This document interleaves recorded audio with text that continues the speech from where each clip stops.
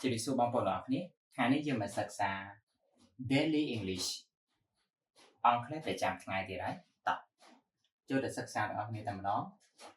ប្រយោគទី1 I'm very busy I'm very busy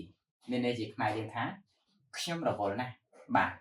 អញ្ចឹងពាក្យ busy មានន័យថារវល់ដល់ពេលគេដាក់ very busy មានន័យថារវល់ណាស់ណាមួយទៀត please come inside please come inside មានន័យថាសូមចូលមកខាងក្នុងបាទ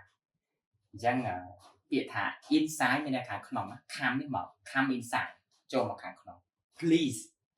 come inside សូមចូលមកខាងក្នុងមួយទៀត let's go together